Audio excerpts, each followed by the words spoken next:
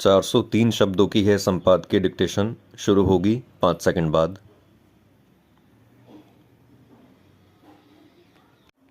Supreme court ने bulldozer कार्रवाई पर दिशा निर्देश जारी करके यह सुनिश्चित करने का काम किया कि अतिक्रमण, अवैध निर्माण के साथ साथ अपराध के खिलाफ मनमानी कार्रवाई न होने पाए। ऐसा किया जाना आवश्यक था क्योंकि बुलडोज़र कार्रवाई अपराध में लिप्त तत्वों के खिलाफ भी होती थी और इस आधार पर होती थी कि उन्होंने अपना मकान, दुकान या अन्य कोई इमारत अवैध रूप से बना रखी है।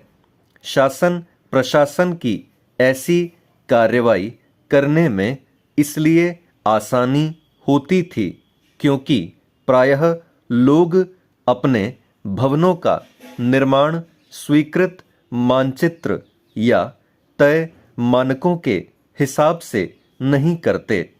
बुलडोज़र कार्रवाई को इसलिए जनता का समर्थन मिलता था क्योंकि उसकी यह आकांक्षा रहती है कि अपराधी तत्वों को यथाशीघ्र दंड मिले।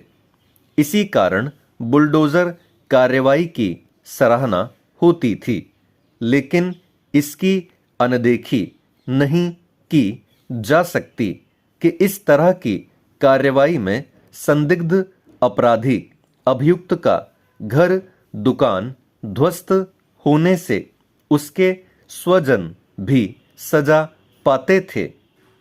इसीलिए सुप्रीम कोर्ट ने यह कहा कि किसी आरोपित की सजा उसके परिवार वालों को नहीं दी जा सकती।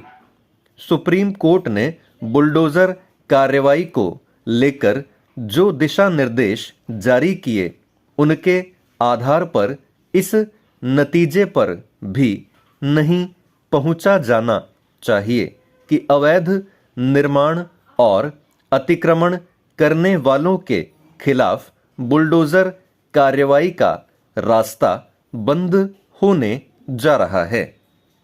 सुप्रीम कोर्ट के दिशा निर्देशों से यह स्पष्ट है कि अनधिकृत निर्माण के खिलाफ नोटिस भेजने और मामले की सुनवाई करने के बाद बुलडोज़र कार्रवाई संभव है। इसी के चलते सुप्रीम कोर्ट के फैसले की व्याख्या इस रूप में भी की जा रही है कि इससे माफिया तत्वों और पेशेवर अपराधियों पर नियंत्रण करना आसान हो जाएगा। देखना है कि ऐसा होता है या नहीं। जो भी हो, सुप्रीम कोर्ट के फैसले का असर अतिक्रमण हटाने और जमीनों पर कब्जे रोकने पर नहीं पड़ना चाहिए। इसी तरह अपराधी तत्वों का दुस्साहस भी नहीं बढ़ना चाहिए।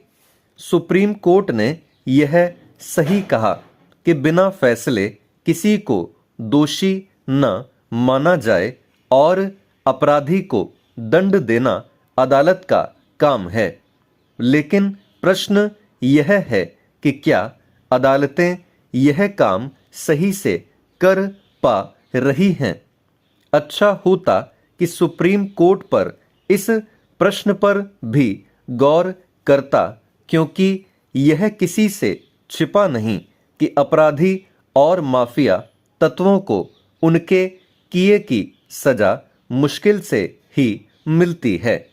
मिलती भी है तो बहुत विलंब से।